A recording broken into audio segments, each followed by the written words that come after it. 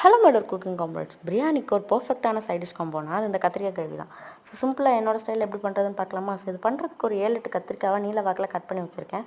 அதே மாதிரி ஒரு குட்டி சைஸ் புளியை தண்ணி விட்டு ஊற வச்சுருக்கேன்.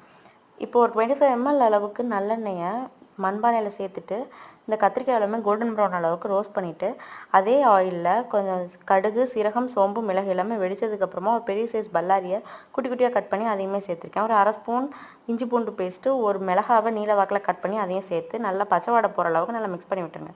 அதுக்கப்புறம் ஒரு பெரிய சைஸ் தக்காளியை நல்லா அரைச்சி பேஸ்ட்டாக சேர்த்துட்டு நம்ம ஊற வச்ச புளியையுமே கரைச்சி இதோட சேர்த்துருங்க. அதுக்கப்புறமா நம்ம வறுத்து வச்ச கத்திரிக்காய், ஒரு 1/2 ஸ்பூன் மிளகாய்த்தூள், மஞ்சள் தூள், உப்பு, அதுக்கப்புறமா கரம் மசாலா, மல்லித்தூள் எல்லாமே சேர்த்துட்டு லிட் போட்டு க்ளோஸ் பண்ணி ஒரு 10 நிமிஷம் நல்லா கொதிக்க விட்டுருங்க. ஒரு 1/2 ஸ்பூன் அளவுக்கு எள்ளு, 1/4 ஸ்பூன் அளவுக்கு வெந்தயம், அதுக்கப்புறம் 1/2 ஸ்பூன் அளவுக்கு வேர்க்கடலை எல்லாத்தையுமே நல்லா ஒரு பேனில் போட்டு வறுத்துக்கோங்க. ஒரு வெடிப்பு வரணும்.